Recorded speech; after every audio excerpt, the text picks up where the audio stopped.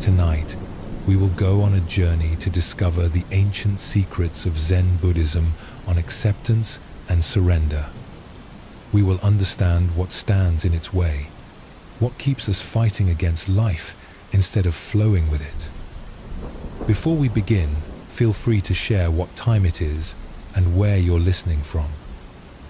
Through gentle stories and quiet teachings, we will find our way to a quiet, beautiful peace deep in our soul. So gently close your eyes if you haven't already. Let your breathing slow down. You don't need to understand everything tonight. You only need to listen. And in listening, something in you will begin to soften. Let us begin with our first story.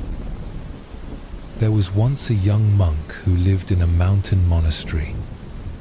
Every morning he would wake before dawn to tend the garden. The path to the garden wound through a forest where the ground stayed soft from mountain springs. After any rain, this path became a ribbon of thick, clinging mud. The young monk hated this mud. Every morning, he would pick his way carefully along the edges, trying to keep his robes clean, stepping on rocks and roots to avoid the mess. He would arrive at the garden tired and frustrated. His peaceful morning practice had become a battle with the earth itself. One morning after a heavy storm, the path was worse than ever. The monk stood at the edge looking at the brown river of mud that stretched before him. As he hesitated, he heard footsteps behind him. His teacher approached, walking steadily down the path. Without pause, the old master stepped directly into the mud. His robes darkened as the earth splashed up, but his face remained calm. The young monk watched in surprise. "Master, your robes. They'll be ruined." The teacher smiled and continued walking. "The mud is here. I am here. We meet each other honestly." The student hurried to catch up, still trying to avoid the worst patches. "But surely it's better to stay clean. To avoid unnecessary mess." The master paused and looked back. "Tell me, how much energy do you spend each morning fighting this path?" The young monk considered this. "A great deal, I suppose." "And how much energy do I spend?" "You just walk." "Exactly. I just walk. The mud accepts my feet. My feet accept the mud. There is no conflict, only meeting." They walked the rest of the way in silence.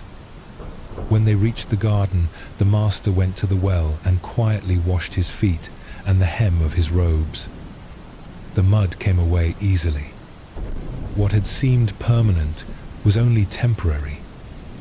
"You see," the teacher said, watching the brown water swirl away, "the mud was not the problem. My resistance to the mud would have been the problem." In this simple story lives a truth that can transform how we meet each day. The young monk's struggle was not with the mud itself. It was with his rejection of what was already present. His resistance turned a simple walk into a source of stress. His refusal to accept the conditions created suffering where none was necessary. This is how resistance works in our lives. We encounter something unpleasant, a difficult conversation, an unexpected delay, a feeling we don't want to have. And instead of meeting it directly, we fight against its existence. We waste energy trying to make it different. We exhaust ourselves arguing with what has already happened. The master understood something profound. Acceptance does not mean happiness about every circumstance. It means meeting circumstances without the additional burden of rejection. The mud was still mud. It was still inconvenient. but by accepting its presence, he could move through it with peace. When we stop fighting what is already here, we discover something surprising. Our resistance was often more uncomfortable than the thing we were resisting. The anticipation of difficulty can be worse than the difficulty itself. The story we tell ourselves about why something shouldn't be happening creates more pain than the actual happening. This doesn't mean becoming passive. The master still walked to the garden. He still tended his duties, but he did so without the inner conflict that exhausts the spirit. He met the mud as a fact of the morning, not as a personal insult from the universe. In your own life, notice where you spend energy fighting what is already present. The weather you cannot change, the personality of a difficult person, the pace at which something is healing or improving. These are the muddy paths of daily existence. You can pick your way around them, wearing yourself out. Or you can step forward with the acceptance of what is real. This acceptance begins with breath. When you encounter resistance in yourself, pause. What would it feel like to stop pushing against this moment and simply meet it? Let your breathing soften now. Feel how your body naturally knows how to accept each breath without fighting it. Your lungs don't resist the air. Your heart doesn't argue with its own beating. There is wisdom in this natural acceptance, a wisdom you can bring to other areas of life. Rest in this understanding. That meeting life directly, even when it's messy, can be more peaceful than fighting it. That acceptance is not defeat. It is intelligence. It is the first step toward real freedom. In a village nestled between mountains, lived people who had grown comfortable with their routines. The village was known for its clear skies and gentle sunshine. Merchants would stop there specifically for the pleasant weather. The villagers took pride in this reputation. They spoke often of their good fortune in living where the sun always seemed to shine. But every region needs rain. The rivers that fed the village came from mountains where storms were necessary. The forests that surrounded them depended on water from the sky. Even their own gardens, in truth, thrived best after a good soaking. The villagers had forgotten this. They had begun to see rain as an intrusion. When clouds gathered, they would look up with worry. "Not today," they would whisper. "Please, not today." They planned around weather forecasts, cancelled gatherings at the first hint of moisture in the air. Some even hung charms and mirrors to try to keep rain away from their perfect skies. One year, a terrible drought began. The river that had always provided water started to shrink. Wells that had never run dry began to empty. The gardens that had been the village's pride started to wither. Still, when clouds finally appeared, many villagers found themselves conflicted. They needed rain desperately, but they had trained themselves to reject it for so long. A wise woman lived at the edge of the village. She was old enough to remember times when rain was welcomed, when people would dance in the streets during the first spring shower. She watched her neighbors with sadness as they struggled between their need for water and their habitual resistance to storms. One evening, as the sky grew heavy with long-awaited clouds, she walked through the village center. People were closing their windows, bringing in their hanging clothes, preparing to endure what they all desperately needed. The old woman stood in the square and looked up at the darkening sky. As the first drops began to fall, she did something no one had seen in years. She opened her arms wide. She tilted her face toward the sky. She let the rain fall on her skin without seeking shelter. Children peered out from doorways. Adults watched from windows. Here was someone welcoming what they had all been taught to avoid. As the gentle shower became a steady rain, the old woman began to smile. Then something amazing happened. One child broke away from her mother's side and ran into the square.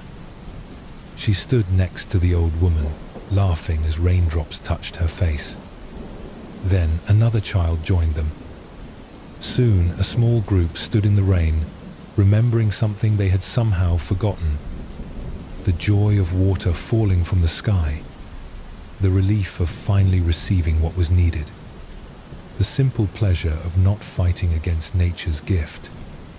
The adults watched from their shelters. Some shook their heads at the foolishness, but others began to remember.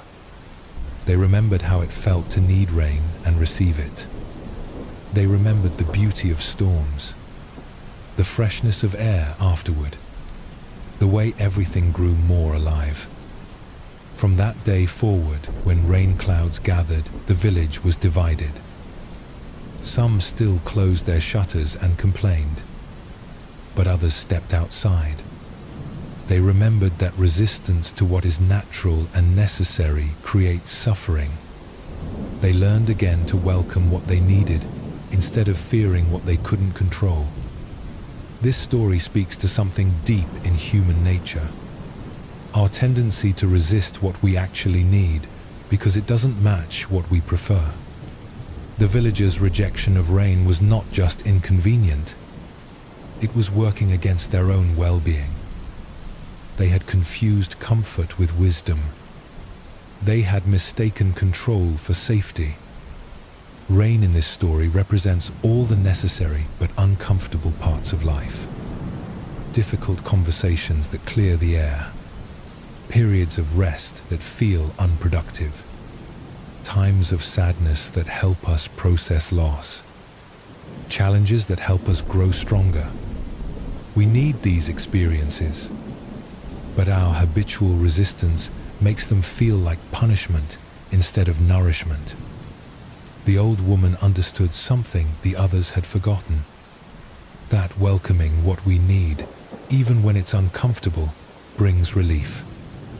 Not just the relief of finally getting what we require, but the deeper relief of stopping the exhausting fight against reality. Notice in your own life where you might be pushing away something you actually need. Perhaps you need quiet, but you resist slowing down. Perhaps you need to feel your grief, but you stay busy to avoid it. Perhaps you need to have a difficult conversation, but you keep postponing it. These forms of resistance keep you from receiving what would actually help. Acceptance doesn't mean seeking out difficulty. It means stopping the habit of rejecting what is already here. When rain is falling, standing in it can be a choice that brings peace. Not because rain is always pleasant, but because fighting the rain while it's falling adds nothing but misery. This is the gift that acceptance offers. It doesn't promise that life will become easier. It promises that your relationship with difficulty will become wiser. Instead of having one problem, the original difficulty plus your resistance to it, you have only what is actually happening. And what is actually happening is usually more manageable than our stories about why it shouldn't be happening. This is the foundation of all deeper acceptance. Learning to recognize when you are fighting what has already happened. Learning to choose a different response. Not because you have to like everything, but because peace is more valuable than the illusion of control. This insight opens a door to freedom, because if resistance comes from our thoughts about circumstances rather than from circumstances themselves, then we have more choice than we realized. We cannot always change what happens, but we can begin to notice and soften our automatic rejection of what is already here. Sometimes this means stepping into the mud with the acceptance that feet can be washed. Sometimes it means opening your face to rain that is already falling. Sometimes it means simply letting this moment be what it is, instead of insisting it be something else. The masters in these stories were not superhuman. They had simply learned to work with life instead of against it. They had discovered that acceptance is not a spiritual ideal, but a practical wisdom. A way of moving through existence that conserves energy for what matters most. Allow yourself to rest now in the simplicity of this teaching. That the path to peace often begins with the simple recognition of where you are creating unnecessary conflict. Where you are adding resistance to what is already challenging enough on its own. Let the breath move through you without effort. Let your body settle without forcing relaxation. Let your thoughts come and go without needing to manage them. This is the practice on the smallest level. Accepting what is already happening in this very moment. Tonight, we go deeper into one of life's most challenging and liberating truths. Everything changes. Nothing stays the same. And in this truth lies both sorrow and profound freedom. High in the mountains of Tibet, there lived a community of monks who practiced an ancient art. For centuries, they had created mandalas, intricate, sacred paintings made from colored sand. These mandalas were not small. They stretched across entire floors, every grain of sand placed with infinite care and attention. The creation of a mandala could take weeks, sometimes months. The monks would begin each morning in silence, gathering around the expanding circle of color and pattern. With steady hands and patient hearts, they would add grain after grain of blue sand, red sand, yellow sand, white. No hurried movements. No rushing toward completion. Each moment of creation was itself sacred. The mandalas were breathtaking. Visitors would travel for days to witness them. The geometric patterns seemed to pulse with life. The colors vibrated like music made visible. People would stand at the edges of these sand paintings and feel something shift in their hearts. Here was beauty so pure, so perfect, that it seemed to touch something eternal. One autumn, the monks were nearing completion of their most ambitious mandala ever. For 3 months they had worked. The design reached from wall to wall of their largest meditation hall. Every detail had been considered, refined, perfected. The work represented thousands of hours of devotion, skill, and love. A young monk named Tenzin had joined the community recently. He had worked on small sections of other mandalas before, but this was his first time participating in something so magnificent. As the final grains of sand were placed, as the last symbols took their perfect form, he felt overwhelming pride and attachment to what they had created together. That evening, as the community gathered for their closing ceremony, Tenzin noticed storm clouds building outside the windows. The wind was picking up. He felt a knot of worry in his stomach. All summer, the weather had been calm. But now, just as their masterpiece reached completion, nature seemed to be stirring. The elder who led the ceremony began the traditional closing prayers. He spoke of the mandala's beauty, of the devotion that had created it, of the temporary nature of all things. Tenzin tried to focus on the words, but his attention kept drifting to the windows. The wind was growing stronger. As the ceremony concluded, the elder did something that shocked the young monk. He took a ceremonial brush and, with one gentle sweep, began to disturb the mandala. to mix the colors, to return the carefully placed grains to formlessness. The other monks joined him. They moved with reverence, but they moved without hesitation. Tenzin watched in dismay as months of work dissolved before his eyes. "Master," he whispered urgently, "the storm. If we destroyed it ourselves, why were we worried about the weather destroying it?" The elder paused in his gentle dismantling and smiled. "Tell me, young friend, which brought you more suffering? The wind threatening our creation, or your attachment to keeping it unchanged?" Tenzin considered this. His anxiety about the storm had been painful, but watching the intentional dissolution was somehow peaceful, even beautiful in its own way. "Now you begin to understand," the elder continued. "The mandala was never meant to last forever. Its perfection was never in its permanence. Its beauty was in the love we brought to each moment of creating it.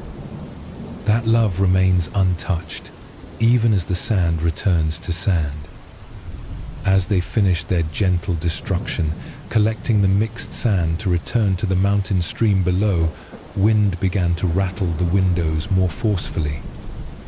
But Tenzin found that he was no longer afraid. There was nothing left to lose, nothing left to protect.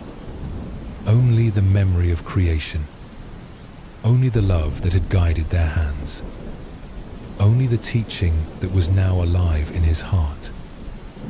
"You see," the master said as they watched the colored sand dissolve into the flowing water, "we practiced impermanence not to become careless about beauty.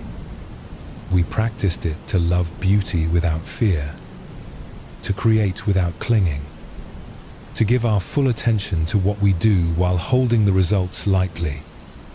That night, as Tenzin lay in his simple bed listening to the storm pass over their mountain, he understood something new.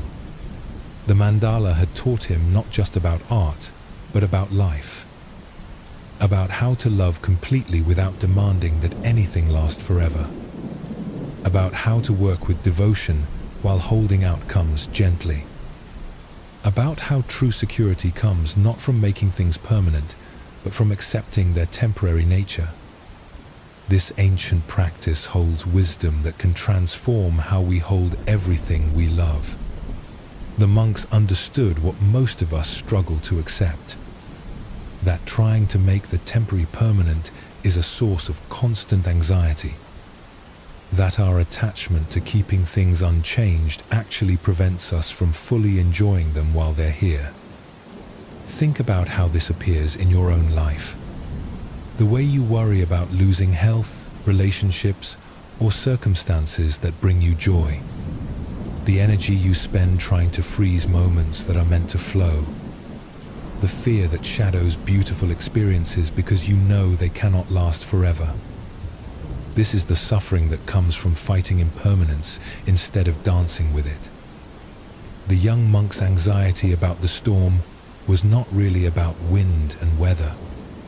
It was about his attachment to keeping something beautiful exactly as it was. His suffering came not from change itself, but from his resistance to change. When he learned to hold the mandala's beauty lightly, the actual changing became peaceful, even sacred. This does not mean becoming indifferent to beauty or love. The monks did not create their mandala carelessly because they knew it would be temporary. They created it with even greater care because they understood its precious impermanence. They brought full attention to each grain of sand precisely because they knew the moment of placing it would never come again. When you accept that everything is temporary, something beautiful happens. Instead of spending energy trying to make moments permanent, you begin to inhabit them more fully. Instead of half enjoying experiences while worrying about their ending, you give yourself completely to what is happening right now. Impermanence becomes not a threat, but an invitation to presence. the Master's wisdom points to something profound, that the love, care, and attention we bring to temporary things is what actually lasts. The mandala returned to formless sand, but the devotion that created it remained in the hearts of the monks. The beauty they experienced while creating it became part of them in a way that no storm could disturb. Rest in the wisdom of the sand mandala. Let it remind you that beauty is not diminished by its temporary nature.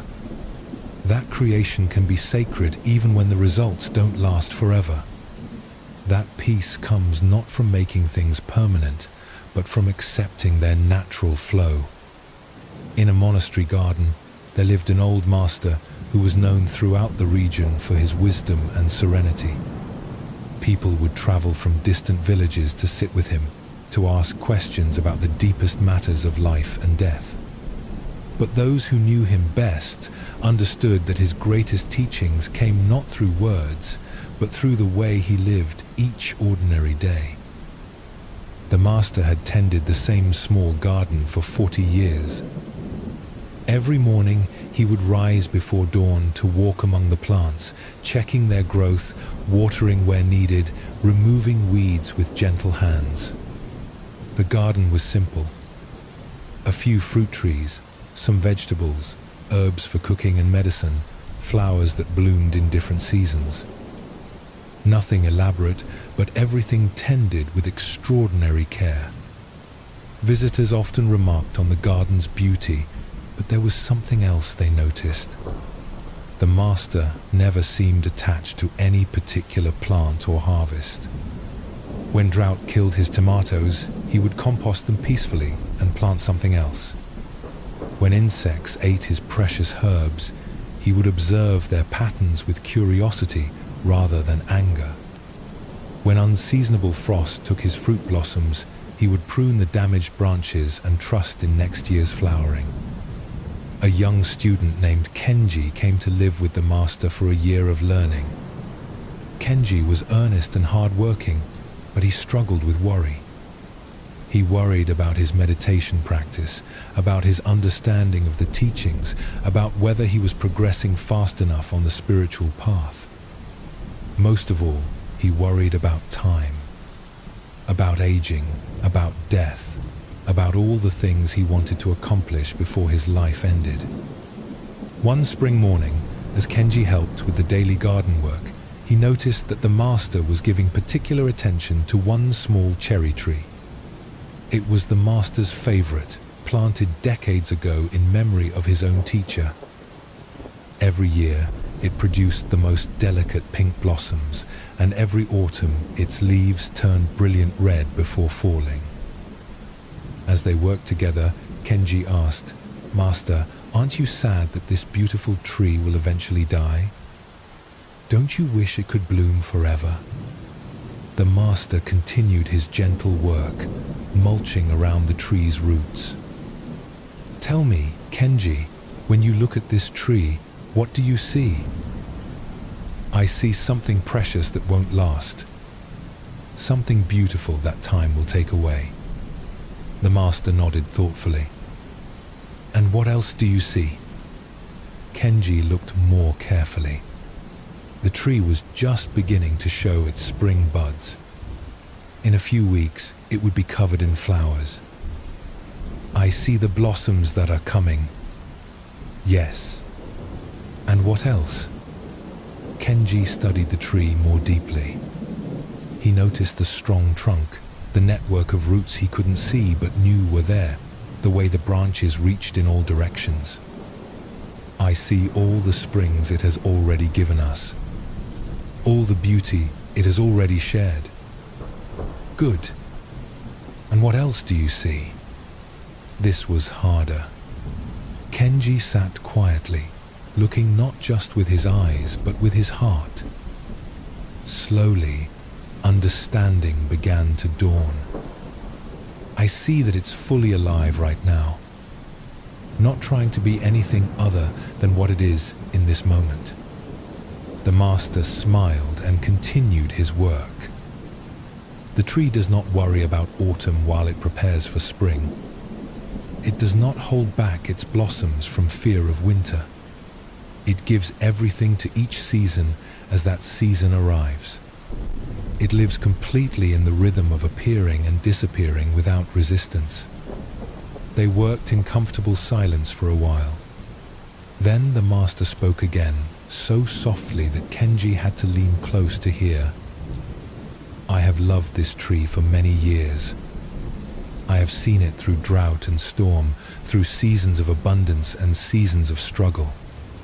I know that someday, perhaps soon, perhaps many years from now, it will complete its life cycle. And when that day comes, I will compost its body with the same love I have given to its growth. Kenji felt something shift in his chest. But how can you speak of that without sadness? 5. Who says I speak of it without sadness?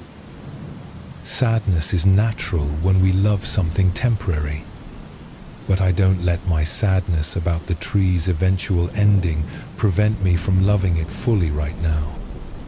I don't let my knowledge of autumn diminish my joy in spring. The master stood and brushed soil from his hands. The tree teaches me how to live, Kenji. How to give everything to this moment without holding back from fear of loss. How to love completely without demanding permanence.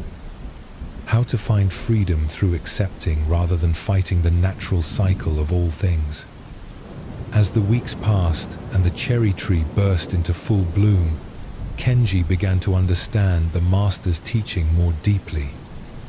He watched how the old man would sit beneath the flowering branches each morning, not trying to make the blossoms last longer, not photographing them or grasping at their beauty, just receiving their gift fully while it was being offered. When the blossoms eventually fell, creating a pink carpet beneath the tree, the master gathered them gently and added them to his compost pile. His face showed no regret, only gratitude for what had been and anticipation for what would come next. He was already watching for the first signs of new leaves, the next stage of the tree's generous unfolding. That autumn, as Kenji prepared to leave the monastery and return to his life in the world, he asked the master one final question. How do I take this teaching with me? How do I remember to live like the tree when I'm afraid of losing what I love? 5. The master walked with him to the garden gate.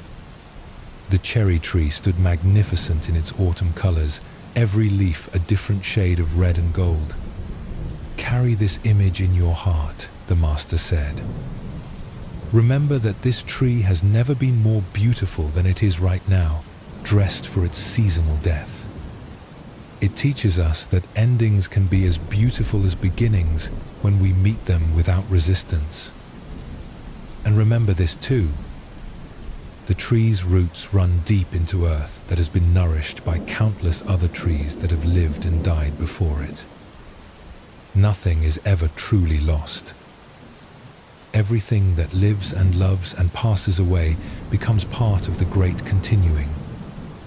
Your fear of impermanence comes from thinking you are separate from this flow.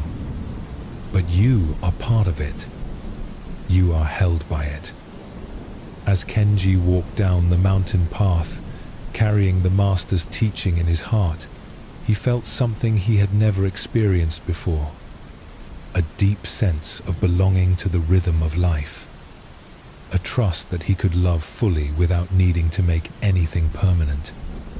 A peace that came from accepting his place in the great dance of appearing and disappearing that includes all beings. This story offers us a different way to hold our awareness of impermanence. Not as a philosophical idea, but as a lived wisdom. The master didn't achieve peace by pretending that nothing ever ends. He found peace by learning to love within the reality of constant change. Notice how the master's acceptance of impermanence made him more present, not less. Because he knew the cherry blossoms would fall, he paid attention to them while they bloomed. Because he understood that his time with the tree was limited, he treasured each season more fully. His acceptance of ending enhanced rather than diminished his capacity for love. This is the paradox of impermanence. When we stop trying to make temporary things permanent, we become more available to enjoy them while they're here. When we accept that everything we love will change, we can love more freely without the constant anxiety of trying to control outcomes we cannot control. This does not eliminate sadness when things end.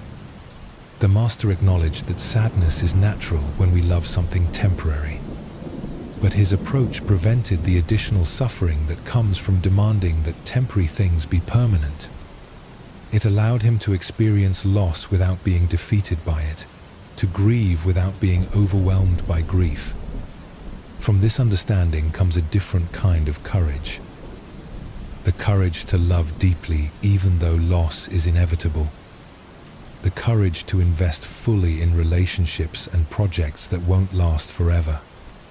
The courage to bloom completely in whatever season you find yourself without holding back from fear of autumn. The deep teaching of impermanence is not that life is meaningless because everything ends.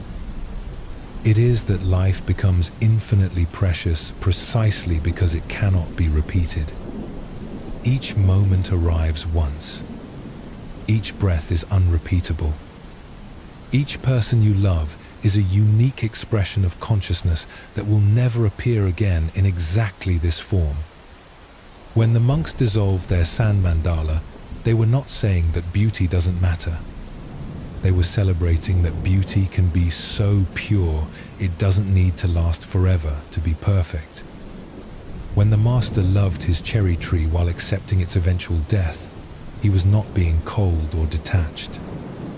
He was loving it exactly as it was, a temporary flowering in the great garden of existence. As your breath grows slower and your body settles into rest, let go of the need to make anything permanent. Let yourself appreciate this moment for what it offers without demanding that it last forever. Let yourself love without demanding guarantees. Let yourself live fully within the reality of constant change. This is your invitation to live like the tree, to bloom fully when it's time for blooming, to let go gracefully when it's time for letting go, to trust the seasons of your own life without trying to control their timing, to give everything to this moment while holding tomorrow lightly. In accepting impermanence, you don't lose anything real. You only lose the exhausting illusion that you were supposed to make temporary things permanent. What you gain is immeasurable. Freedom from constant anxiety about loss, ability to love without fear, capacity to appreciate beauty without needing to possess it, trust in the natural flow of existence. As we continue deeper on our journey together, we explore something that many of us find more difficult than accepting external change. We explore how to meet ourselves with kindness, how to treat the person you know most intimately, yourself, with the same gentleness you might offer a dear friend. Perhaps you recognize this inner voice, the one that criticizes your mistakes, the one that says you're not progressing fast enough on any path that matters. This inner judge affects everyone, but Buddhist wisdom offers a different way to relate to your own humanity. In a monastery high in the mountains, there lived a young monk named Dogen who had come seeking peace and enlightenment. He had read many texts about meditation and mindfulness. He understood the teachings intellectually and felt ready to develop the same serene presence he saw in his teachers. Dogen threw himself into practice with tremendous effort. He woke before dawn to sit in meditation. He maintained silence throughout much of the day. He ate simply, dressed plainly, and tried to cultivate the equanimity he believed a good practitioner should possess. But his mind had other plans. During meditation, instead of the peaceful emptiness he expected, Dogen's thoughts ran wild. He would plan conversations he might have, replay embarrassing moments from his past, or worry about whether he was meditating correctly. Sometimes he would notice his mind wandering and jolt back to his breath, only to find moments later that he was lost in thought again. The more this happened, the more frustrated Dogen became. He had been practicing for months and still felt like a beginner. During meditation periods, he would watch other monks sitting perfectly still and assume they had achieved states of blissful concentration, while he continued to struggle with the most basic aspects of mindfulness. After particularly difficult meditation sessions, Dogen would mentally catalogue his failures. I couldn't focus for more than a few moments. My back hurt and I kept shifting positions. I felt angry when that bird outside kept calling. I'm terrible at this. I'll never develop real wisdom. This inner commentary became almost constant. Dogen noticed that he was developing two problems instead of one. Not only did his mind wander during meditation, but now he also spent considerable energy judging himself for having a wandering mind. He was suffering both from distraction and from his resistance to distraction.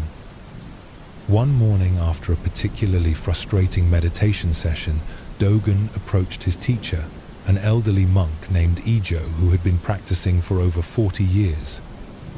Dogen bowed respectfully and explained his difficulty.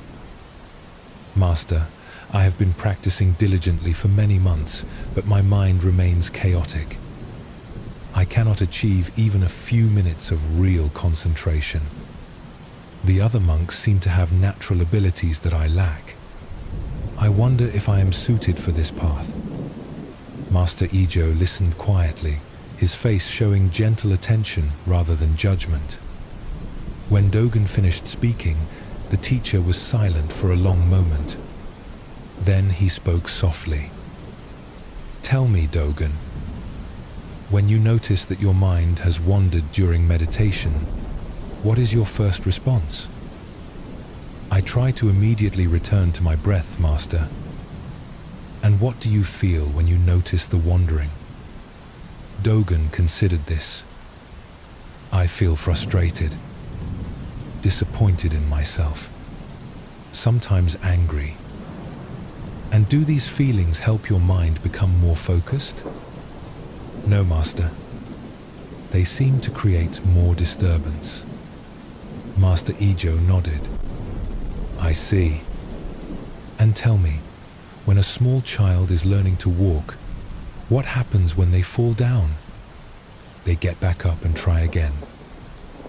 "Do they spend time criticizing themselves for falling?" "No, they just continue practicing." "And if their parents constantly criticized them each time they stumbled, telling them they are failures at walking, how would this affect their learning?" Understanding began to dawn in Dogen's eyes. It would make learning much more difficult. It would create fear and self-doubt. Master Ijo smiled gently. "Exactly. Now, tell me, who has been the harshest critic of your meditation practice?"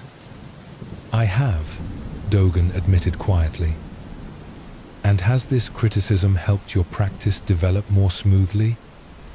"No. It has made everything harder." The teacher leaned forward slightly. "Dogen, you came here seeking wisdom and peace. But you have been treating your own mind like an enemy to be defeated rather than a friend to be understood. You have been expecting yourself to master in months what most people spend years learning. This is not wisdom. This is violence disguised as spiritual effort." They sat in silence while these words settled, Then, Master Ijo continued, "True meditation is not about forcing your mind into perfect stillness.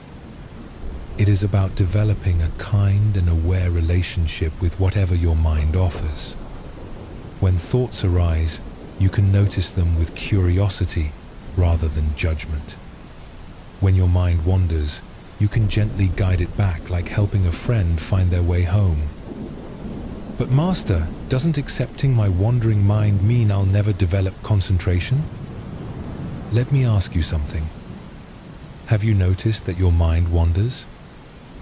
Of course. Constantly. And this noticing, is it not itself a form of awareness? Dogen paused. He had been so focused on his failures that he hadn't considered this. "I suppose it, Ireland. Every time you notice your mind has wandered, you are experiencing a moment of mindfulness. The wandering itself is not the problem. The problem is your war against wandering. This war prevents you from appreciating the awareness that notices wandering." Master Ijo suggested a different approach. "For the next week, I want you to practice meditation with one simple intention. Instead of trying to stop thoughts, practice greeting them kindly. When you notice your mind has wandered, say quietly to yourself, 'Hello, thinking.' Then gently return to your breath. Treat your wandering mind the way you would treat a beloved but distractible child.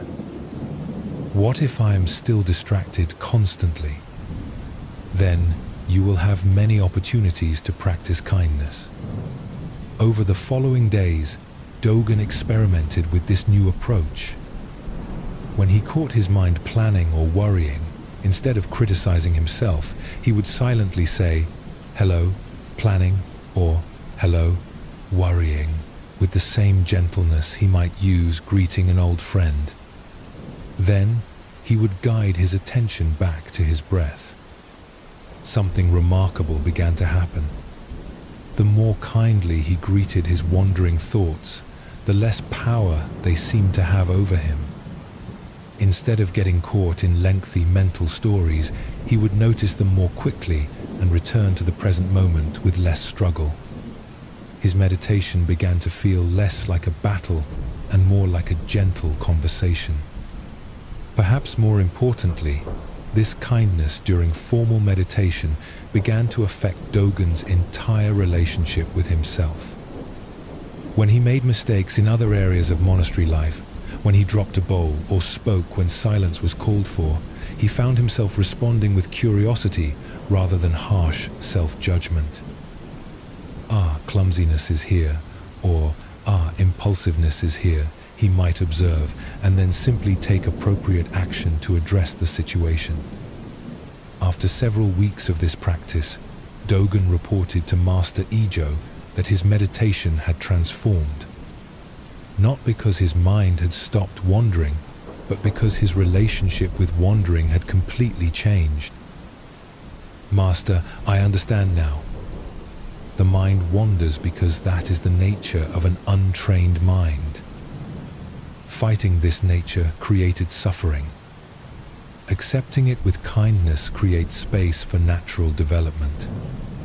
Master Ijo smiled.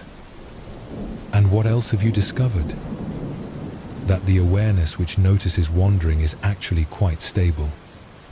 It has been there all along, watching everything with perfect attention. I was just too busy fighting to recognize it." Yes, self-compassion does not make you weak or undisciplined. It reveals the strength that was always present beneath the struggle. It shows you that you are already capable of the very awareness you thought you had to achieve through force. This story illuminates something essential about spiritual practice and human growth. The part of Dogen that noticed his wandering mind was already awake, already mindful. But his harsh self-judgment created so much inner noise that he couldn't recognize this natural awareness. This pattern appears everywhere in human experience. We want to change something about ourselves, so we declare war on our current state. But this internal conflict actually reinforces the very patterns we want to transform. When we fight our anxiety, we become anxious about being anxious. When we judge our anger, we become angry about our anger.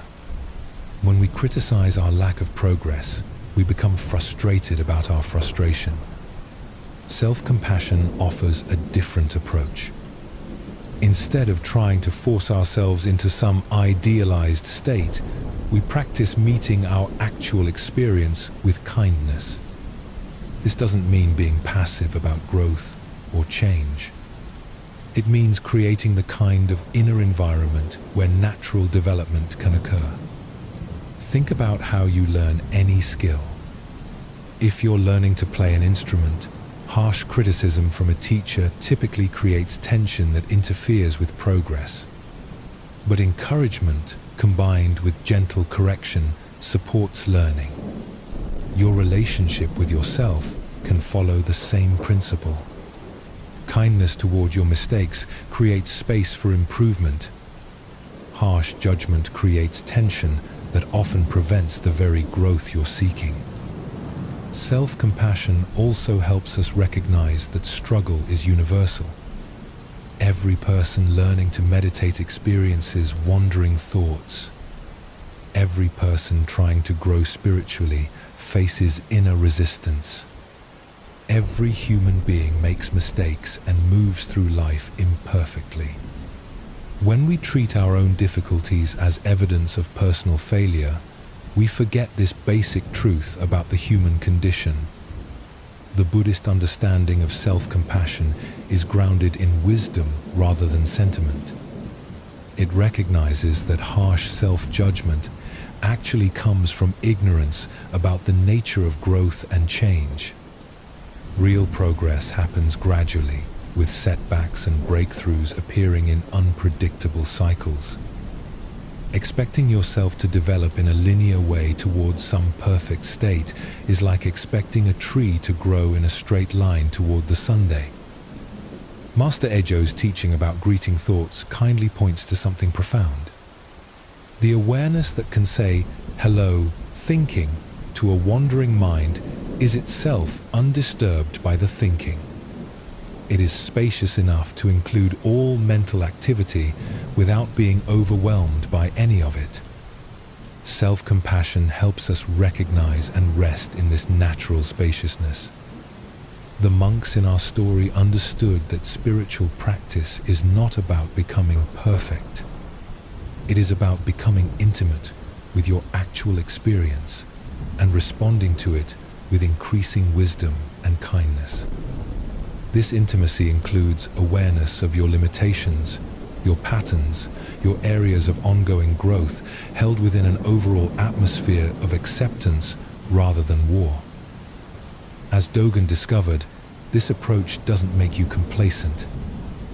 It reveals energy that was previously locked in self-conflict and makes it available for actual development.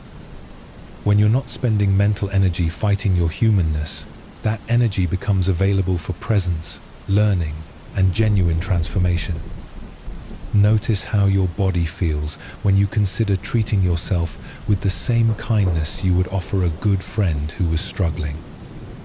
Notice what happens to your breathing, to the tension in your chest or shoulders when you imagine meeting your own imperfections with gentleness rather than criticism.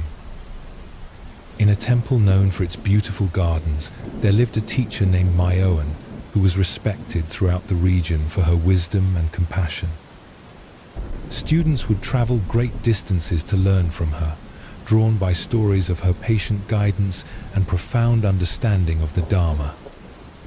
But those closest to Myoan knew something that might have surprised her many admirers. Despite decades of practice and teaching, she still struggled with periods of deep self-doubt. Sometimes she would question whether she truly understood the teachings she shared. Sometimes she wondered if her guidance was helping or hindering her students.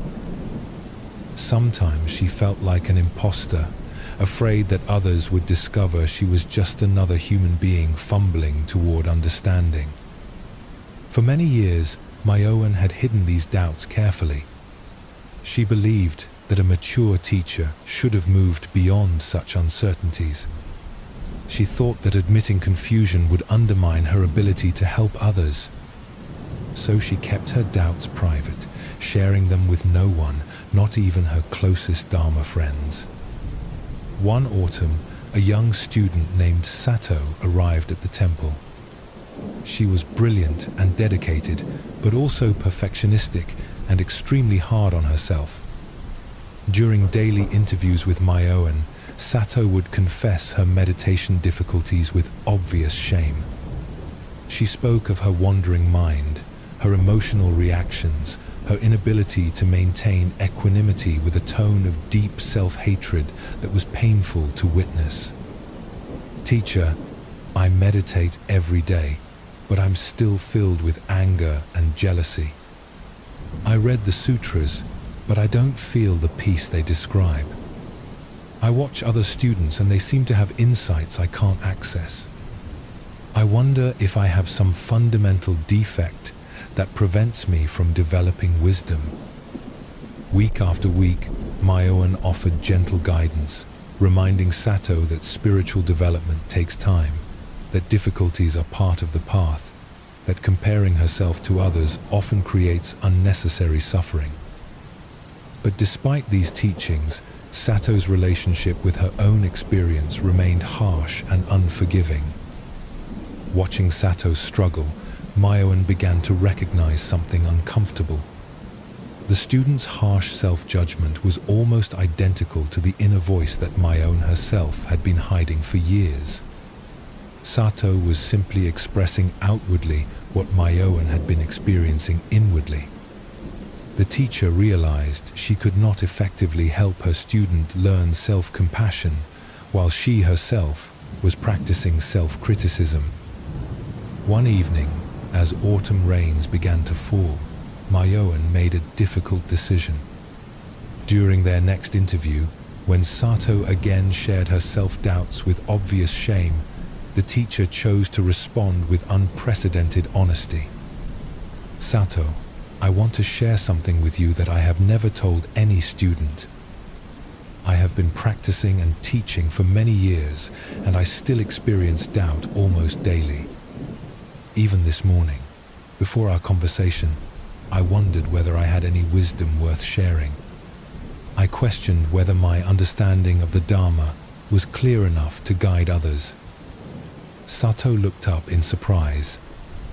She had assumed that teachers, especially ones as respected as Myoan, had moved beyond such basic struggles. Myoan continued gently. "For years, I believed that having these doubts meant something was wrong with my practice. I thought that mature practitioners should feel confident and clear all the time. But recently I've begun to wonder if my shame about doubt was creating more suffering than the doubt itself. But teacher, if even you experience uncertainty, how can any of us hope to find peace? That's exactly the misunderstanding I want to address. I've begun to see that doubt itself is not the enemy. Doubt can be wisdom. It can keep us humble, keep us questioning, prevent spiritual arrogance.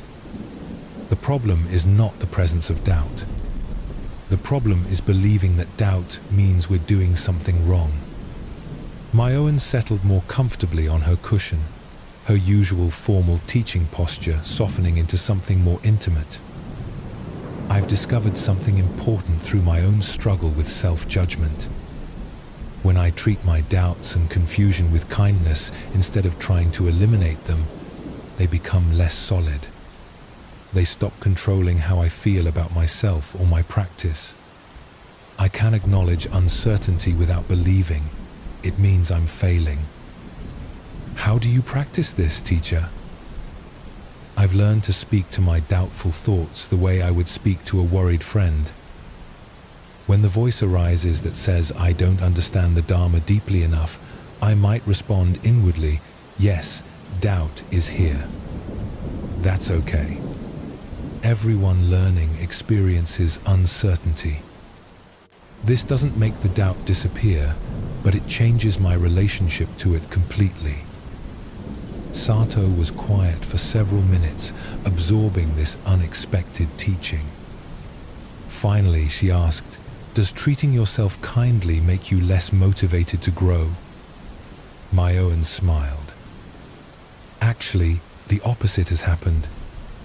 When I stopped wasting energy fighting my humanness, more energy became available for actual learning. When I stopped demanding that my spiritual development follow some idealized timeline, I could appreciate the progress that was actually occurring.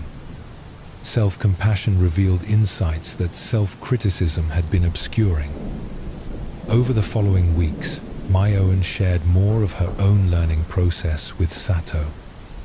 She spoke about times when her meditation felt dry and mechanical, periods when she struggled with fundamental teachings, moments when her reactions to difficult students revealed her own unhealed places. But she shared these experiences not as confessions of failure, but as examples of the ongoing nature of spiritual growth. "I used to think that awakening meant reaching some final state where struggle ended," Myoan explained during one of their conversations. "But I'm beginning to understand that awakening might be more about how we meet struggle than about eliminating it. It might be about responding to our difficulties with increasing wisdom and kindness, rather than transcending difficulty altogether." This perspective began to transform Sato's entire approach to practice. Instead of meditating with the goal of eliminating unwanted experiences, she began sitting with curiosity about whatever arose. When jealousy appeared in her mind, instead of immediately judging it as evidence of spiritual failure, she would observe it with gentle interest. "Ah, jealousy is visiting today. What does it feel like in my body? What thoughts does it bring? How long does it tend to stay?" The change in Sato's relationship with her own experience was gradual but profound. She still felt anger, jealousy, and confusion, but these emotions no longer carried the additional weight of shame. Without the secondary suffering of self-judgment, the primary emotions moved through her more easily, like weather systems passing through an open sky. Perhaps most surprisingly to both teacher and student, this gentler approach seemed to accelerate rather than hinder Sato's development. When she wasn't spending energy fighting her humanness, more attention became available for actual awareness. When she wasn't measuring her worth by the presence or absence of particular emotions, she could investigate her inner life with genuine curiosity rather than strategic manipulation. Several months later, Sato approached Myoan with a realization that had emerged during her morning meditation. "Teacher, I think I understand something important. I've been trying to become someone worthy of compassion instead of practicing compassion for who I already am. I thought I had to earn kindness from myself by improving. But self-compassion isn't a reward for good spirituality. It's the foundation that makes authentic spiritual growth possible." Myoan nodded with deep satisfaction. "Yes. And what else have you noticed?" "That all my harsh self-judgment was actually a form of pride. It assumed I should be further along than I am, should be different from who I am. Self-compassion is more humble. It accepts that I'm a human being learning gradually, making mistakes, growing in fits and starts like everyone else." Beautiful. "And how has this affected your relationship with other students?" Sato considered this. "I'm much less judgmental of their struggles because I'm less judgmental of my own. When I see someone else having difficulty with jealousy or anger, I recognize my own experience in theirs. It creates connection instead of comparison. From that point forward, Myoan began incorporating more honesty about her own ongoing learning into her teaching. Not in a way that undermined her role as a guide, but in a way that demonstrated the very self-compassion she was encouraging in others. Students began to see that spiritual maturity included the willingness to acknowledge limitation and uncertainty without shame. The temple's atmosphere gradually shifted as this approach spread throughout the community. Students became more willing to share their actual struggles instead of presenting idealized versions of their practice. Teachers acknowledged their own areas of continued growth. The whole Sangha began practicing the kind of honest self-acceptance that creates space for genuine transformation. Years later, when Sato had become a teacher herself, she would often share the lessons she learned from Myoan's vulnerable honesty. Self-compassion is not a consolation prize for people who can't achieve real spiritual attainment. It is the attitude that makes real attainment possible. This story reveals something essential about the relationship between self-acceptance and spiritual growth. Myoan's willingness to acknowledge her own ongoing struggles didn't diminish her wisdom. It demonstrated the very quality that made her an effective teacher, the ability to meet human experience, including her own, with kindness rather than judgment.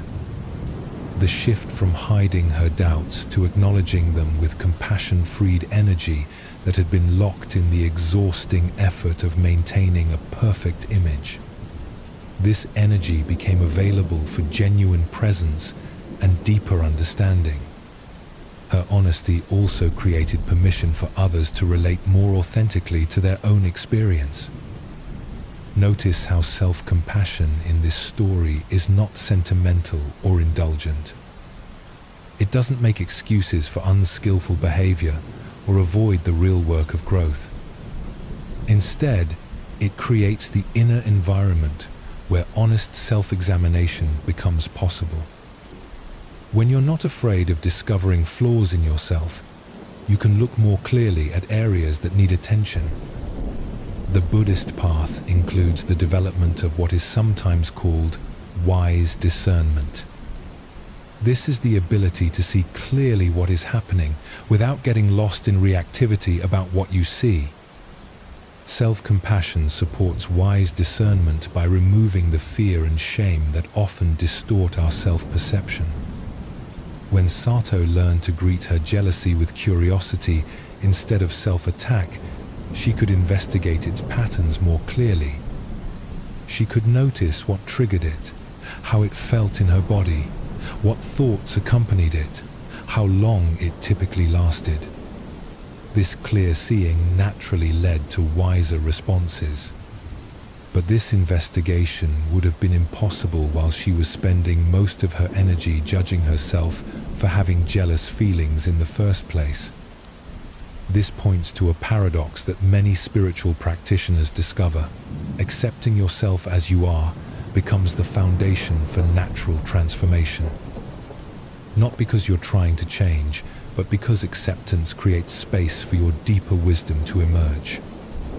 When you're not fighting your present experience, energy becomes available for responding to it more skillfully. The story also illustrates how self-compassion affects relationships with others. When Myoan stopped hiding her own struggles, she became more capable of helping Sato with hers.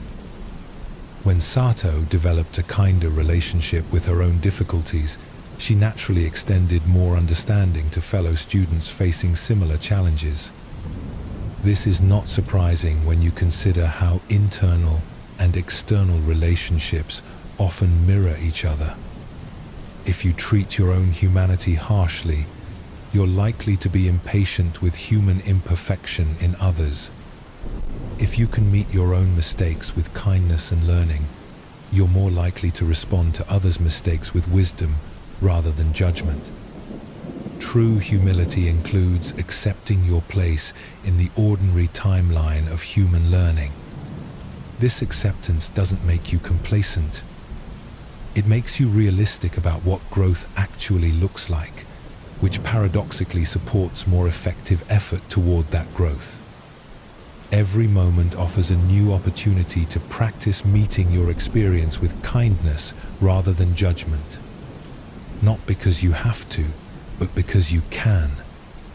Because self-compassion is always available as an alternative to self-attack. Because treating yourself as a friend rather than an enemy actually supports the very development you're seeking. Rest now in this understanding. That growth happens naturally when it's not obstructed by harsh judgment. That awareness develops organically when it's supported by kindness. That the very acceptance of your current experience creates space for new possibilities to emerge, not through force, but through the simple removal of internal resistance to what is already true about this moment. As we continue on our journey together, we will discover how accepting others as they are paradoxically creates more room for authentic relationships and natural growth than trying to change them ever could. In a mountain village, there was a small temple where a patient master named Hakuin had been teaching for over 20 years. Students came from neighboring towns to learn meditation and Dharma, drawn by his reputation for wisdom and clarity. Most students stayed for several months, learned what they needed, and returned to their daily lives with grateful hearts. But one student was different. His name was Jishin, and he had been coming to the temple for nearly 3 years. While other students seemed to absorb the teachings naturally, Jishin argued with almost everything. If Hakuin spoke about letting go of attachments, Jishin would interrupt with questions about why attachment was wrong if it motivated people to care for their families. If the master discussed the impermanence of emotions, Jishin would insist that some emotions should be permanent and that accepting their temporary nature was irresponsible. During group meditation sessions, Jishin would fidget loudly, sigh with obvious frustration, and sometimes stand up and leave before the period ended. When other students shared insights during Dharma discussions, Jishin would often respond by explaining why their understanding was incomplete or misguided. His presence created noticeable tension in what had previously been a harmonious learning environment. Many of the other students approached Hakuin privately to express their frustration with Jishin's disruptive behavior. They suggested that perhaps he wasn't ready for these teachings, or that he might be more suited to a different style of practice, or that his argumentative nature was disturbing their own development. Some even hinted that the master should ask Jishin to leave. Hakuin listened to these concerns with characteristic patience, but he did not ask Jishin to leave. Instead, he continued teaching as he always had, neither avoiding Jishin's interruptions nor engaging in lengthy debates with him. When Jishin argued, Hakuin would listen fully and then continue with his planned lesson. When Jishin disrupted meditation, Hakuin would maintain his own stillness without making any special accommodations or corrections. This approach puzzled some of the newer students. They expected their teacher to manage the disruptive student more directly. But the longer-term students began to notice something interesting. Hakuin's unwavering acceptance of Jishin's difficult behavior was itself a teaching. The master was demonstrating exactly the kind of non-reactive presence he had been describing in his Dharma talks. One evening, after a particularly challenging session in which Jishin had questioned nearly every point of the teaching, a senior student named Endo approached Hakuin during walking meditation. "Master, I don't understand your approach with Jishin. His constant arguments seem to interfere with everyone's learning, including his own. Wouldn't it be more compassionate to help him find a practice environment better suited to his temperament?" Hakuin continued walking slowly along the garden path. "Tell me, Endo, when you encounter someone in daily life who irritates you, what do you typically do?" "I try to avoid them if possible. If I can't avoid them, I try to change the subject or end the interaction quickly. I see. And how often does this approach result in you feeling more patient with difficult people? Endo thought about this honestly. Not often. I suppose I just become more sensitive to behaviors that annoy me. Exactly. So, in your daily life, you practice avoiding difficulty. Then you come to the temple hoping to develop equanimity. But how can you learn to remain peaceful around challenging people if you only practice being around easy people? They walked several more steps in silence while this perspective settled. But Master, surely there's a difference between accepting someone's difficult personality and allowing them to disrupt the learning environment for others. Hakuin paused beside a small pond where evening light reflected off the still water. Let me ask you something else. When Jishin argues during a teaching, what happens to your own mind? I feel frustrated. Sometimes angry. I start thinking about how he's wasting everyone's time. And when he fidgets during meditation, my attention gets pulled away from my own practice. I start focusing on his sounds instead of my breath. So Jishin's behavior reveals places where your own equanimity is still developing? Endo considered this reluctantly. Yes, I suppose it does. Then perhaps he is offering you something valuable. Perhaps he is showing you exactly where your practice needs to deepen. If you only meditate around people who sit perfectly still, how will you learn to maintain awareness in the midst of distraction? This conversation continued over several evenings as Endo began to understand the Master's perspective more deeply. Hakuin explained that Jishin's argumentative nature wasn't something to be eliminated, but understood. Some people learn by testing ideas against their existing beliefs. Some people process new information by expressing doubt and resistance before they can integrate it fully. Jishin is not trying to create problems, Hakuin explained. He is trying to understand. His questions, even when they seem combative, come from genuine confusion about how these teachings apply to real life. If I dismiss his concerns or ask him to leave, he learns nothing. If I try to force him to accept ideas before he's worked through his doubts, his understanding will be superficial. But what about the effect on other students? That depends entirely on how the other students choose to respond to him. If they use his presence as motivation to develop genuine patience and compassion, he becomes their teacher. If they spend their time judging him and wishing he were different, they create their own suffering while learning nothing. Several months later, something unexpected began to happen. Jishin's arguments became less frequent and more thoughtful. Instead of immediately rejecting new ideas, he would listen to the teaching, ask clarifying questions, and express his doubts more respectfully. His meditation posture stabilized, and while he still occasionally left sessions early, he did so quietly without disturbing others. More importantly, the other students noticed changes in themselves. Those who had initially been most frustrated with Jishin found that their patience in daily life had increased significantly. They were less reactive to difficult people at work, more understanding with family members who had annoying habits, more capable of maintaining inner calm in challenging social situations. During one of their evening conversations, Endo shared this insight with Hakuin. Master, I think I understand now. Jishin wasn't the problem requiring a solution. Our reactions to Jishin were the learning opportunity. And what have you discovered through this learning? That trying to change other people is exhausting and usually ineffective. But Using other people's difficult behaviors as practice opportunities for developing patience actually works. It strengthens qualities I want to cultivate. Hakuin smiled. Yes.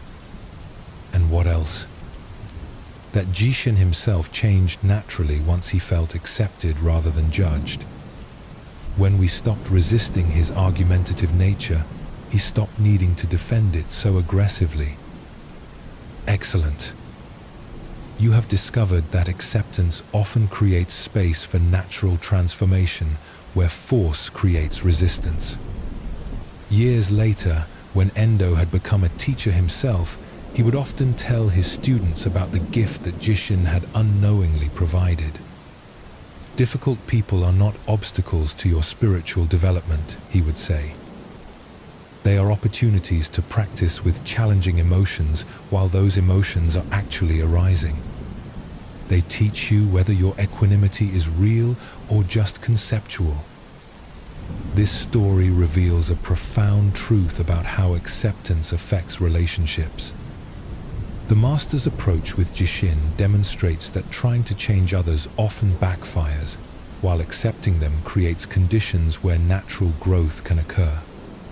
This doesn't mean tolerating harmful behavior, but it means recognizing that your peace cannot depend on others behaving exactly as you prefer. Notice how the student's frustration with Jishin was actually revealing their own areas of continued reactivity.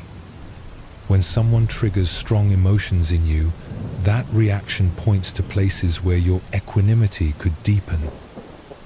Instead of seeing these people as problems to be solved, you can view them as teachers showing you where practice is needed.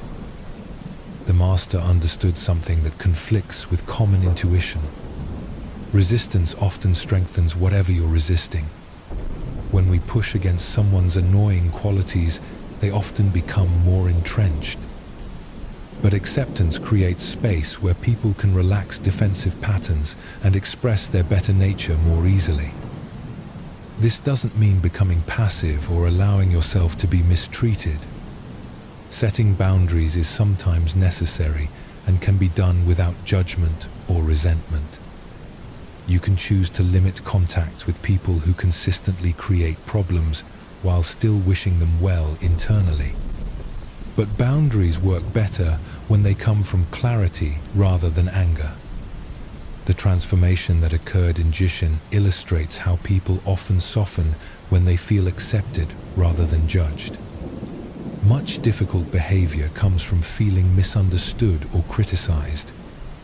When that pressure is removed through genuine acceptance, the defensive aspects of personality often relax naturally.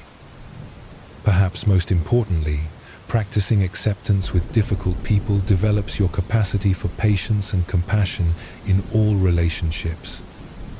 If you can remain centered around someone who triggers you strongly, maintaining peace around easier people becomes simpler. Challenging relationships become a training ground for the very qualities you want to embody.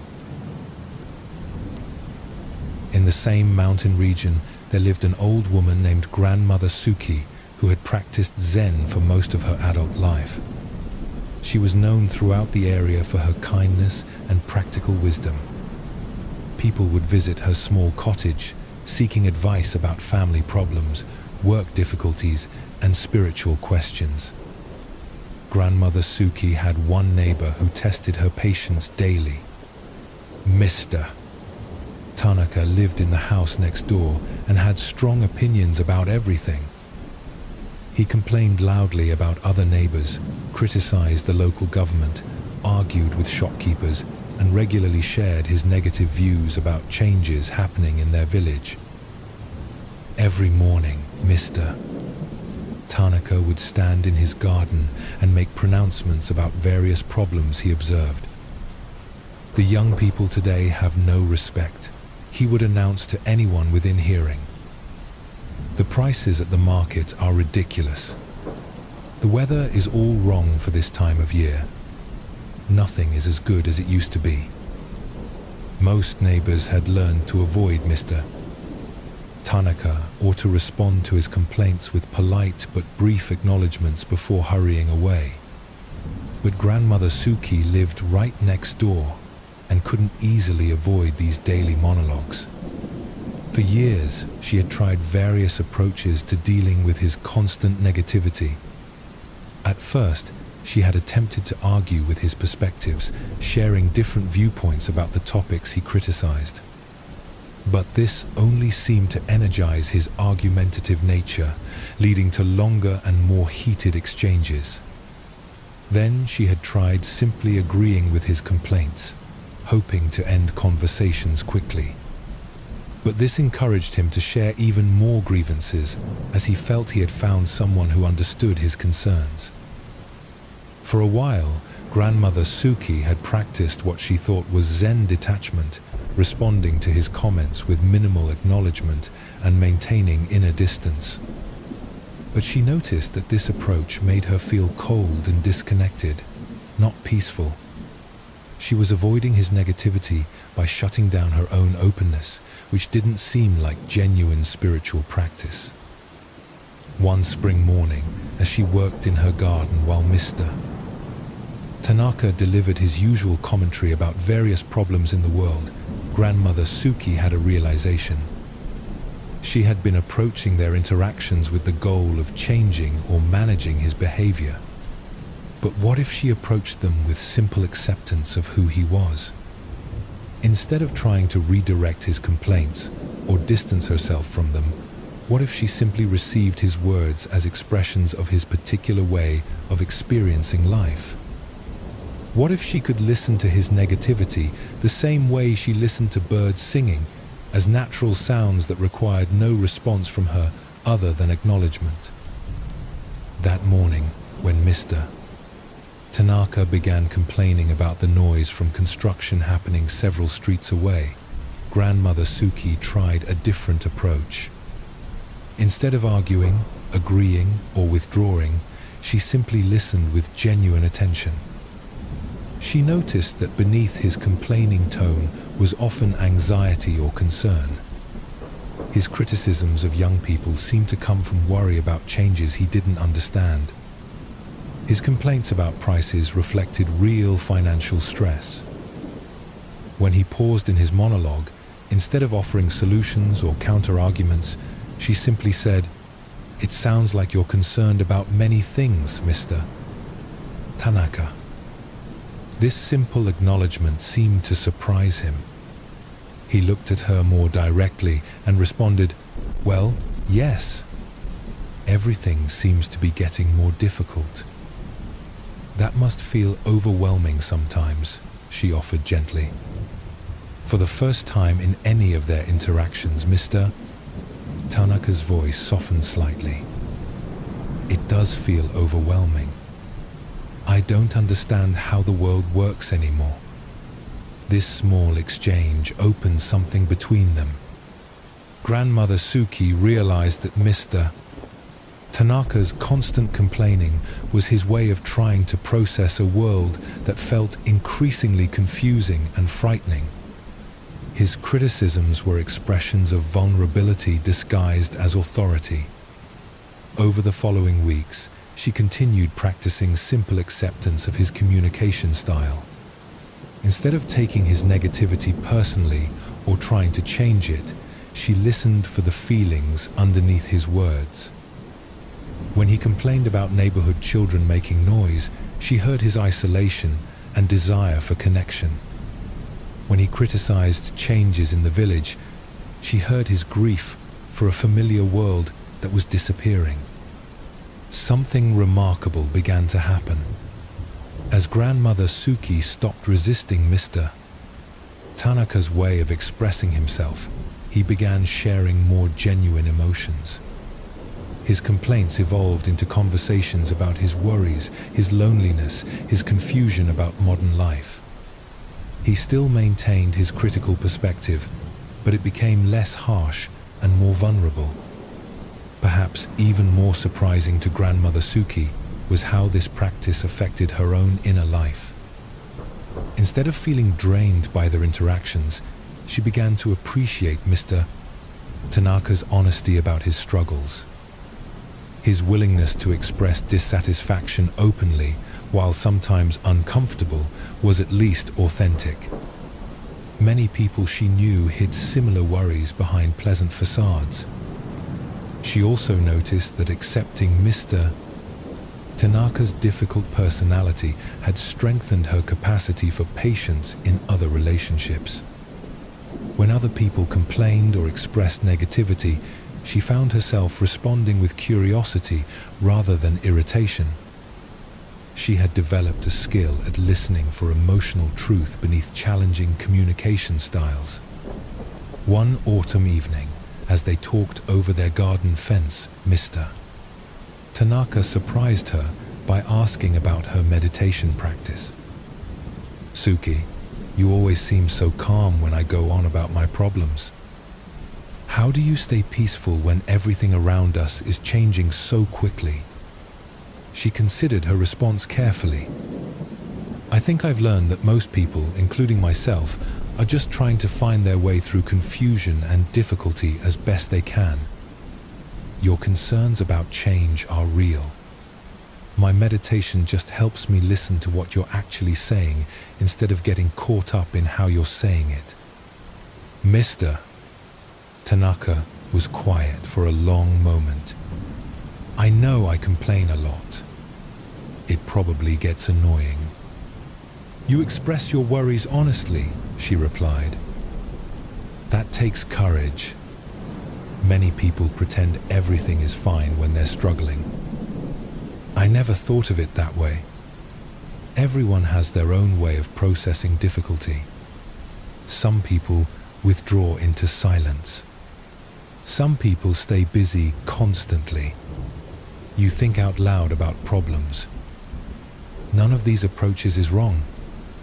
They're just different strategies for dealing with uncertainty." This conversation marked a turning point in their relationship. Mr. Tanaka still expressed plenty of complaints and criticisms, but he also began sharing appreciation for positive aspects of his life.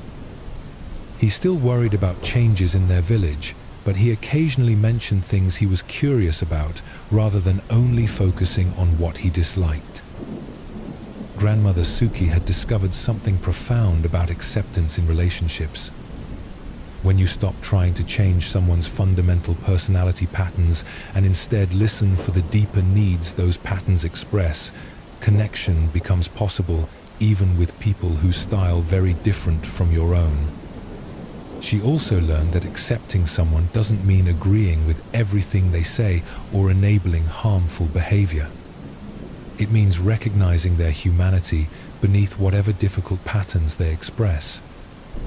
It means responding to the person rather than just reacting to their problematic behaviors. Years later, when people asked Grandmother Suki for advice about dealing with difficult family members or neighbors, she would often tell them about her experience with Mr. Tanaka. "Most people are not trying to be difficult," she would explain. "They are expressing their pain, fear, or confusion in the only ways they know how. If you can listen for what they actually need instead of focusing on how annoying their expression is, relationships can heal in surprising ways." This story demonstrates how acceptance transforms relationships from the inside out. Grandmother Suki's shift from trying to manage Mr. Tanaka's behavior to simply receiving his communications changed everything, even though his basic personality remained the same. The key insight here is that difficult people often become easier to be around when they feel heard rather than judged. Mr. Tanaka's complaints served a function for him. They were his way of processing overwhelming feelings about changes in his world. When Grandmother Suki recognized this and responded with understanding instead of resistance, he felt safe enough to express more vulnerable emotions. This doesn't mean that all difficult people will transform if you accept them. Some personality patterns are deeply entrenched and may not change significantly regardless of how you respond. but your experience of being around them can change dramatically when you stop fighting their nature and start working with it. Notice how Grandmother Suki's practice strengthened her capacity for patience in all relationships. This is one of the gifts of learning to accept difficult people. They teach you skills that benefit every interaction you have. Practicing patience with someone who challenges you develops genuine equanimity that carries into easier relationships as well. The story also illustrates the difference between acceptance and agreement. Grandmother Suki didn't start believing that all of Mr. Tanaka's criticisms were accurate. She simply stopped fighting his tendency to express dissatisfaction. She could acknowledge his feelings without taking responsibility for solving all the problems he identified. This distinction is important in many relationships. You can accept that someone has a pessimistic outlook without becoming pessimistic yourself.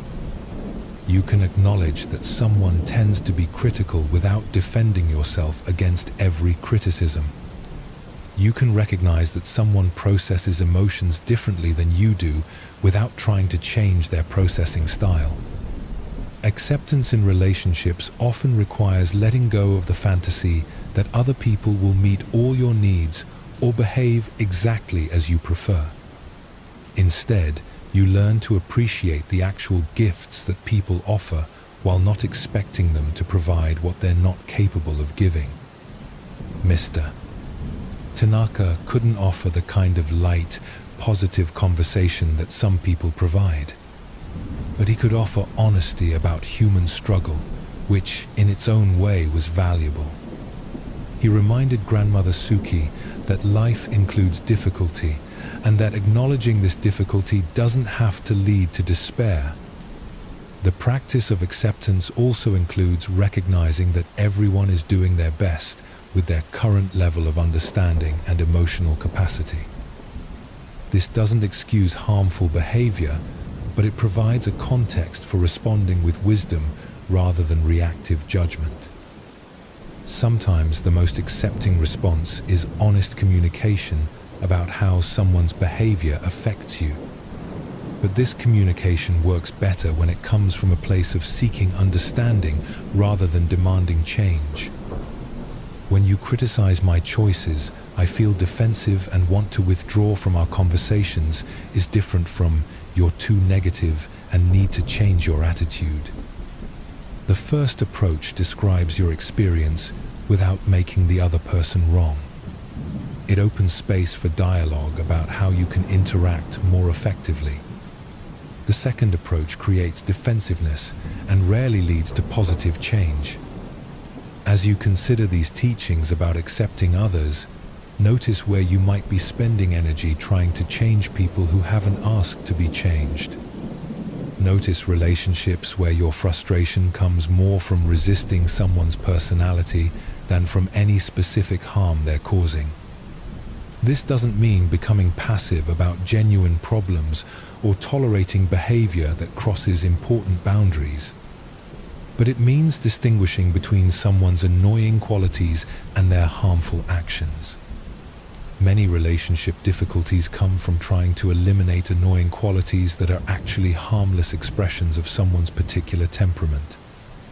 The Buddhist understanding of relationships includes recognition that everyone is conditioned by their history, their fears, their limited understanding. The person who irritates you is responding to life through filters shaped by experiences you may know nothing about. This doesn't make their difficult behavior pleasant, but it can make it more understandable and therefore easier to accept. When you practice accepting others as they are, you often discover that your resistance to their personality was creating more suffering than their personality itself. The energy you were spending trying to change them becomes available for enjoying whatever positive qualities they do possess.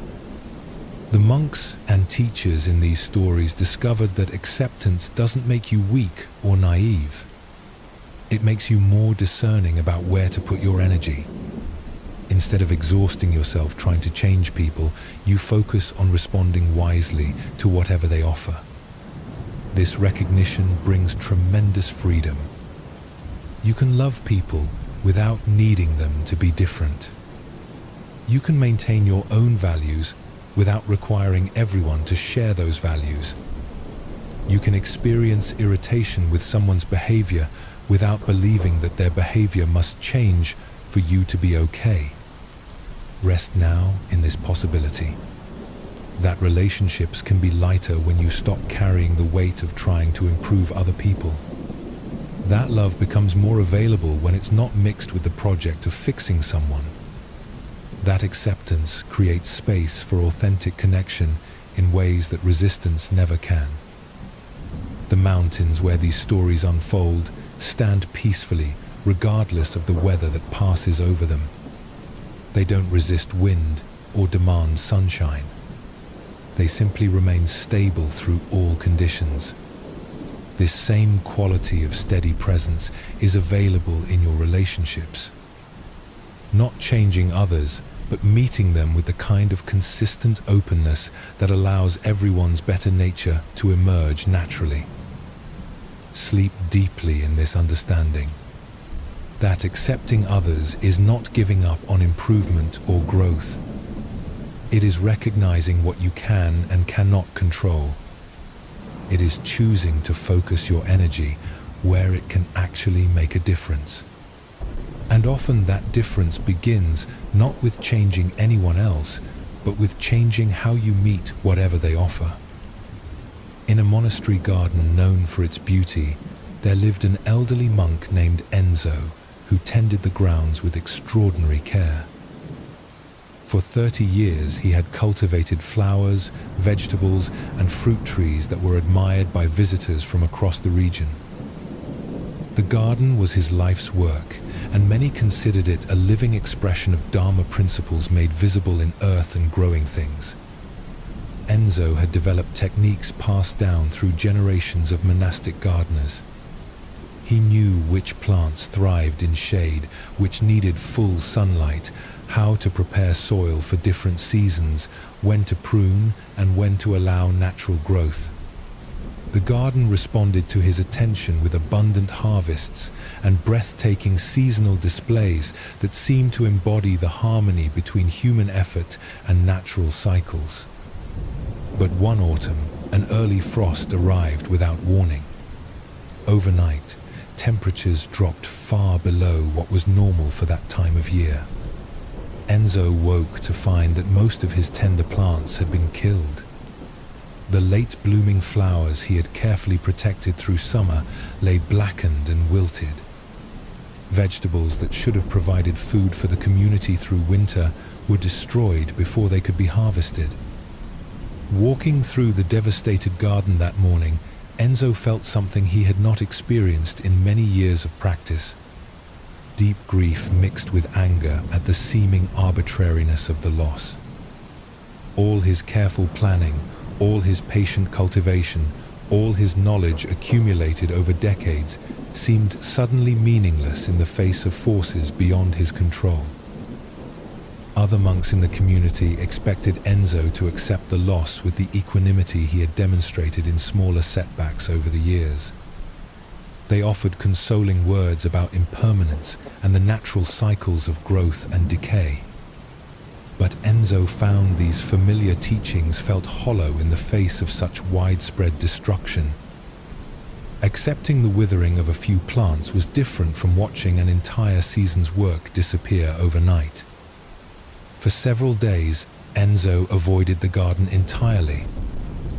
When responsibilities required him to be there, he moved through the damaged areas quickly, focusing only on essential tasks without his usual mindful attention. The sight of his destroyed plants created a physical ache in his chest that he didn't want to feel.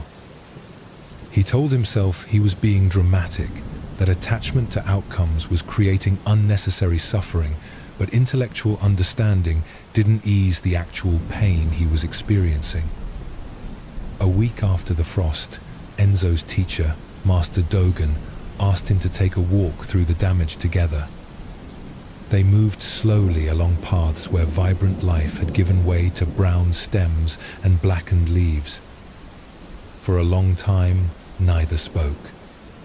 Finally, Master Dogen paused beside a section where Enzo's prize chrysanthemums had been growing.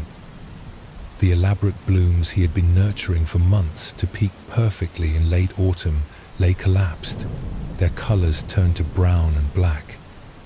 "Tell me what you see here," the master said quietly. "I see destruction, waste, all that careful work brought to nothing. Look more carefully. What else is present?" Enzo looked again, reluctantly. At first, he saw only the devastation he had been avoiding for days. But as he stood longer in one spot, forcing himself to really observe, other details began to emerge. The frost had killed the tender flowering tops of plants, but many of the root systems remained alive underground. Some of the hardier perennials showed new green shoots already emerging at their base. Seeds from this year's flowers lay scattered in the soil, some probably already beginning the slow process of germination that would lead to next year's blooms. "I see that some things survived," he admitted. "And what else?" This was harder. Enzo looked beyond the immediate area of flower beds to places where wild plants grew along the garden's edges. The native grasses and trees that had adapted to local conditions over many years showed no signs of frost damage. Their deep roots and hardy constitutions had carried them through the same cold that destroyed his more delicate, cultivated varieties. "I see that what belongs to this place naturally was not harmed." Master Dogen nodded. The frost was not personal. It was not punishment for any error in your gardening. It was simply weather arriving when weather arrives. Your pain comes not from the frost itself, but from your expectation that nature should follow your timeline rather than its own. They continued walking. In sections where vegetables had grown, Enzo saw that underground crops like carrots and potatoes had been little affected. Root vegetables seemed almost improved by the cold shock, their natural sugars concentrated by the sudden temperature change. "I had planned to harvest these gradually over several weeks," Enzo said, looking at the potato beds. "Now they must all be dug at once." "And is this necessarily problematic?" "It's different from what I planned. More work in a shorter time. Some may not store as well as if they had been harvested slowly. But they still provide food for the community?" "Yes. Actually, some seem sweeter than usual." As they walked, Master Dogen shared stories of other gardens he had known, other gardeners who had faced similar setbacks. He spoke of droughts that taught communities to value water differently, floods that revealed which building foundations were truly solid, insects that showed which plants had developed genuine resistance rather than just temporary protection. Each difficulty reveals something that steady conditions keep hidden, the master explained. Your garden has been teaching you about nurturing growth under ideal circumstances. Now, it teaches you about what endures when conditions are not ideal.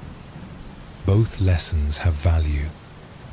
Enzo found himself looking at the damaged garden differently. The plants that had died quickly in the frost were often ones that required constant protection and careful management. Their beauty was real, but their survival depended on conditions remaining consistently favorable. The plants that survived were often less spectacular, but more resilient, able to adapt to unexpected challenges. I have been growing some things because they were beautiful rather than because they belonged here, he realized. And now you have information about which approach creates lasting success. Over the following weeks, As Enzo worked to clear away dead vegetation and prepare beds for winter, he found that the physical work helped process his grief about the loss. Each plant he composted became part of the soil that would nourish next year's growth. Nothing was truly wasted, only transformed from one stage of the cycle to another. But perhaps more importantly, the shock of losing so much so quickly had broken open something in his relationship with uncertainty. He had believed, without quite realizing it, that careful planning and skillful effort could protect against all major setbacks. The frost taught him that some forces remain beyond human control, regardless of expertise or preparation. This lesson extended beyond gardening. Enzo began to notice how often he approached all aspects of life with the assumption that sufficient effort should guarantee desired outcomes. The frost had shown him that this assumption, while motivating, also created vulnerability to exactly the kind of devastating disappointment he had just experienced. Spring came eventually, and with it an opportunity to apply what the difficult autumn had taught. Enzo planted differently that year. He focused more on native varieties that had proven their ability to survive local conditions. He created less elaborate displays and more robust ecosystems. He prepared for seasonal changes rather than hoping they would be mild. The garden that emerged was less dramatic in some ways than what he had created before, but it possessed a quality of groundedness that his previous efforts had sometimes lacked. It seemed to belong more completely to the place where it grew. And when the next early frost arrived several years later, the damage was much less severe. The early frost was a harsh teacher. Enzo would later explain to new gardeners who came to learn from his approach. But it taught me things about resilience and adaptation that decades of favorable weather could not. I learned that beauty and durability are not opposites, and that working with natural limits often produces better results than trying to transcend those limits through constant management. The Buddhist understanding of dukkha, often translated as suffering, includes recognition that pain serves important functions in conscious development. Like the frost in Enzo's garden, difficulty often reveals what is truly stable versus what only appears stable under protected conditions. When life challenges our assumptions and plans, we discover which aspects of our understanding can withstand pressure and which need revision. Enzo's initial resistance to loss was natural and understandable. The garden represented years of devoted effort, and its destruction felt like a negation of all that work. But his willingness to eventually examine the damage closely allowed him to extract valuable information from the painful experience. He learned things about gardening, about his own expectations, and about working with uncertainty that would make his future efforts more realistic and effective. The master's guidance pointed to something profound about how wisdom emerges from difficulty. Problems often show us the places where our approaches need adjustment.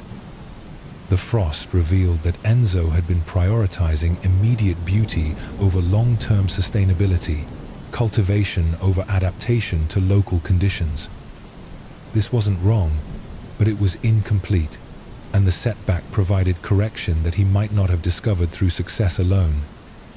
Pain in human experience often functions similarly. Relationship difficulties show us patterns that need attention. Health problems reveal where we may need to adjust our lifestyle choices. Work frustrations often point to places where our expectations don't align with reality. The information contained in these painful experiences can guide more skillful responses if we're willing to examine it, rather than just trying to escape discomfort as quickly as possible. This doesn't mean seeking out pain or believing that suffering is inherently positive. The frost damaged Enzo's garden whether he learned from it or not. but his willingness to work with the damage creatively allowed him to extract value from the loss that simple endurance or denial would not have provided. The Buddhist concept of the middle way includes learning to neither seek difficulty nor avoid it when it arises naturally. Like Enzo learning to plant species that could handle local weather variations rather than constantly protecting delicate varieties from natural conditions, we can learn to develop inner qualities that work with life's inherent uncertainty rather than requiring constant protection from challenges. In a small mountain village, there lived a fisherman named Kenji who had learned his craft from his father and grandfather before him. For 20 years he had worked the same mountain lake, understanding its moods, its seasons, the habits of different fish species as they moved through deeper and shallower waters. Fishing was not just his livelihood but his meditation, his way of practicing patience and attention while providing for his family.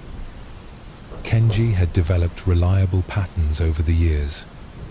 He knew which areas of the lake produced well in different seasons, which weather conditions brought fish closer to the surface, how to read the subtle signs that indicated good fishing days versus difficult ones.